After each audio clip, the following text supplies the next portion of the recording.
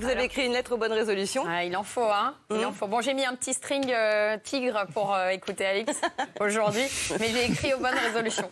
Chère bonne résolution, je vous écris pour vous remercier de ce bonheur que vous nous faites chaque fin d'année en nous laissant croire que l'on va se laver de tous nos péchés et prendre un nouveau départ au matin du 1er janvier. C'est tellement faux. Hein. Et chaque année, on se fait avoir. Pourtant, on sait, à force, qu'une bonne résolution, c'est exactement comme un lendemain de cuite.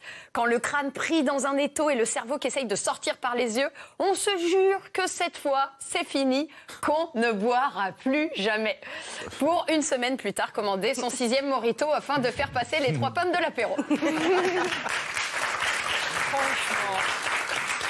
Chère bonne résolution, à 40 ans, je vous le dis, je n'ai plus d'espoir, il n'y a plus de suspense. Chaque année, je me promets à moi-même des choses que je ne tiens absolument pas, comme essayer de faire moins l'amour seul. Arrêtez d'envoyer des textos à mon ex bourré. C'est vrai que j'en reçois beaucoup. Il rêve.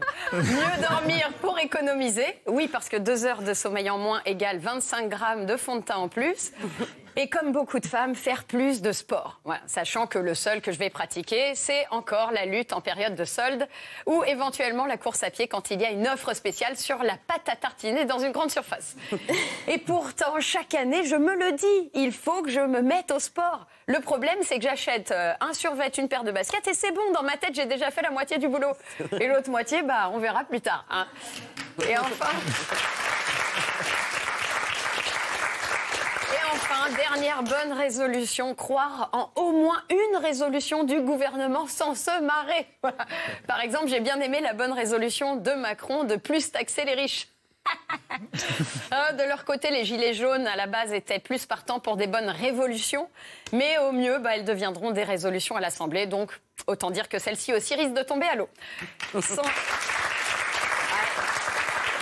Sans compter que le problème, chère bonne résolution, c'est que certaines d'entre vous sont exclusives l'une de l'autre. Comme par exemple, boire moins, totalement antinomique de voir plus ses amis. Tu vois, à moins d'être en CM2.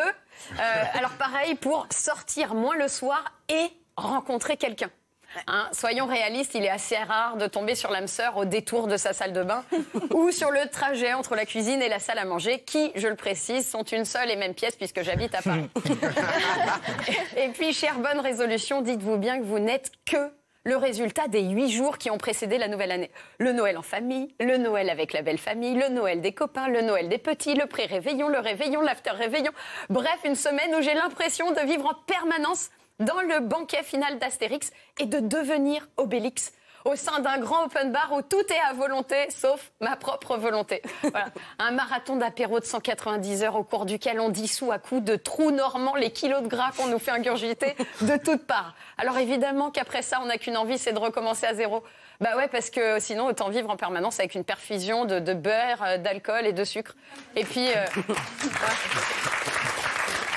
Et puis cette année, il y a quand même une nouveauté avec la prise de conscience environnementale. Par exemple, moi, je sais parfaitement que je vais me dire qu'il faut consommer mieux, être plus responsable, recycler, générer moins de déchets, moins prendre la voiture, moins voyager, bref, se priver. Mais c'est vraiment primordial pour le bien de nos enfants. Sauf que je rappelle que je n'ai pas d'enfants. Même si certains ont pris la bonne résolution de me montrer comment les faire cette année. Alors, chère bonne résolution, adieu. Ouais, cette année, vous ne m'aurez pas, quoique il y a quand même une bonne résolution que je souhaite prendre devant vous, parce que paraît-il qu'on les respecte, surtout quand on les prend avec des gens à témoin. Je m'engage à continuer mes chroniques en 2019, voire même en 2020, à condition que Canal prenne la bonne résolution de me prolonger.